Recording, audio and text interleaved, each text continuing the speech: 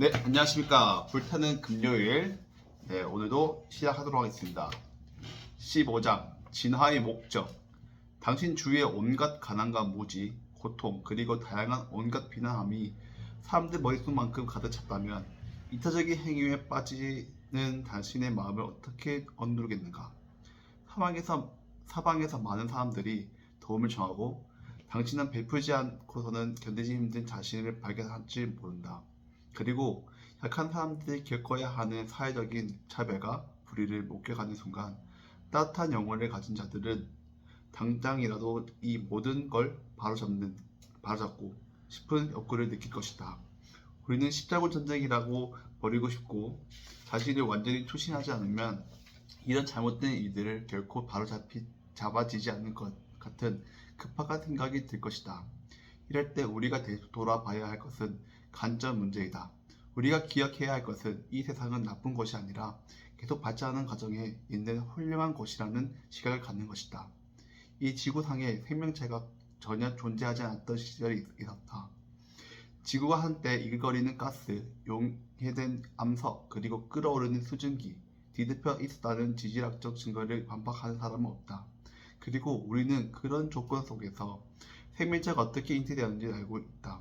그것은 전혀 불가능해 보이는 일이었다.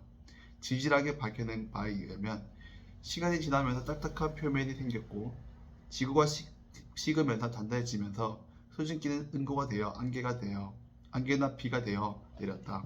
차갑게 식은 표면이 부서지면서 흙이 되었고 습기가 생기면서 바다가 만들어졌다. 그리고 마침내 바다도는 땅에서 살아있는 생명체가 나타났다. 최초로 나타난 생명체를 단세포 생물로 보는 가설은 제법 설득력이 있다. 하지만 그 단세포의 생물의 이변에는 자신을 드러내길 간절히 고대했던 위대한 하나의 생명이었다. 그러다가 작은 세포 하나 속에서 발견되기에는 너무 큰 생명력을 지니게 된 생명체들이 세포수의 수를 하나에서 둘로 다시 여러 개를 늘렸고 이에 더 큰 생명력이 그 생명체들을 가득 채웠다. 이런 식으로 다세포 생명체, 곧 식물과 나무, 척추동물, 포유류 등 등장했다. 이들은 대부분 이상한 모습을 하고 있었지만 조물주가 창조한 모든 것이 그럴듯 각각 조별로 볼 때는 모두 완벽했다. 물론 그 형태가 하다못해 괴물같이 보이는 식물이나 동물도 있었겠지만 그런 생물조차 각자 자신의 시대에 주어진 제목을 해냈고 모두가 만족스러웠다. 그리고 드디어 진화는 위대한 과정이 시작되었다. 태초부터 목적한 바였던 인류가 지상에 출현했었던 것이다. 원숭이와 닮았던 이 존재는 주위 다른 사람들의 겉모습으로는 큰 차이는 없어 보였지만 성장과 사유하는 능력은 탁월했다.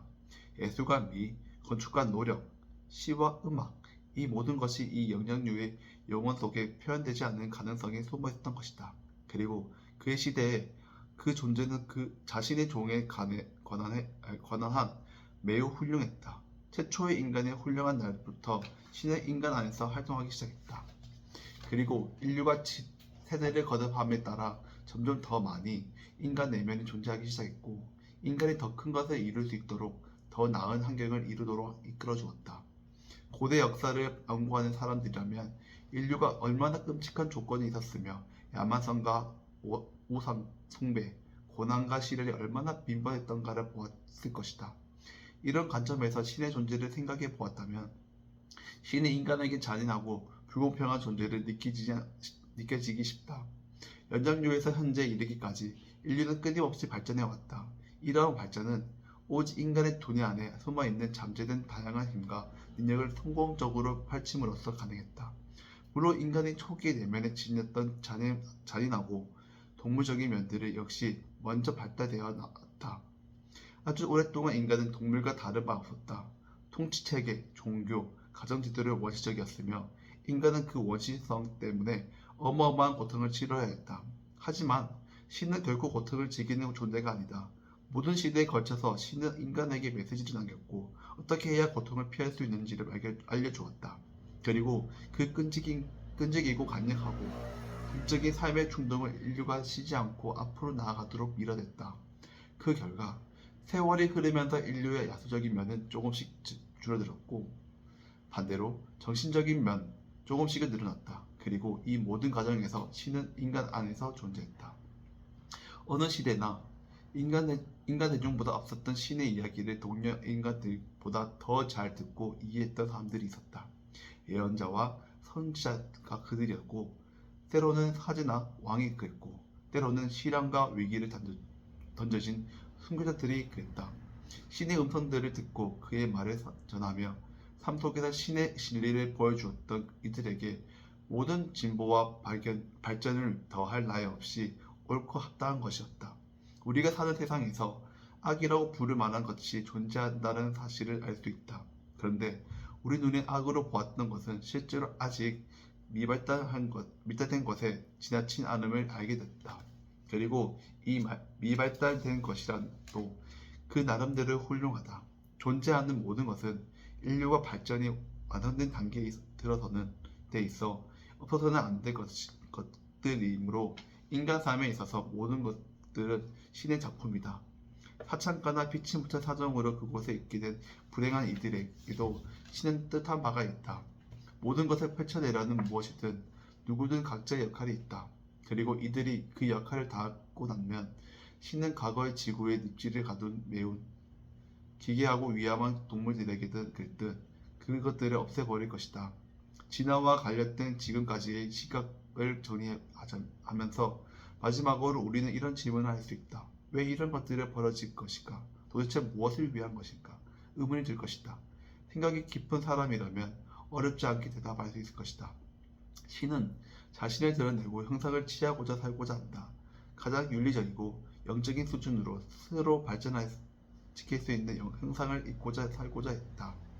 신은 신으로 살 수 있고 신으로서 자신을 표현할 수 있는 형상으로 발전했다. 이것이 진화의 목적이다.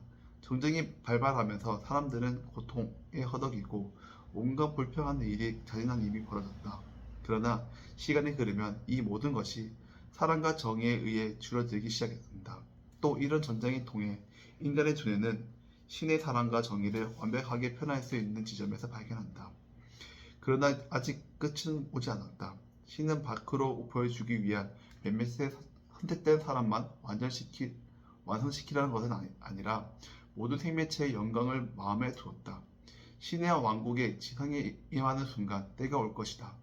그날에는 어떤 울음이나 고통과 사라질 것이며 과거의 그들은 모두 사라지고 어두운 밤은 더 이상 찾아오지 않을 것이다. 네, 오늘 금요일 한번 이렇게 읽어보았는데요. 저희가 진화론에 대해서 얘기를 많이 해보았지만은 네, 이 자체가 계속해서 생각을 해라. 그리고 신의 대상에서 한번 생각을 해보아라. 그러면 그것에 대해서 이제 알게 될 것이라는 메시지를 주고 있습니다. 아직까지는 이 메시지가 무슨 말인지 잘 모르겠지만은 이 책을 한 번만 읽을 것이 아니라 두 번, 세 번, 그리고 네 번, 다섯 번 계속해서 읽다 보면은 이 메시지가 어떤 메시지로 저한테 전해주지 않을까라는 생각이 들으면서 계속해서 저의 이 메시지를 좀 더 이해하고 그리고 저의 발음 그리고 저의 이게 강독에 대해서 연습할 수 있을 기회라고 생각하기 때문에 계속해서 연습해 보도록 하겠습니다. 네, 여러분도 오늘 한 주 수고 많으셨고요. 네, 즐거운 주말 되시길 바랍니다. 네, 감사합니다.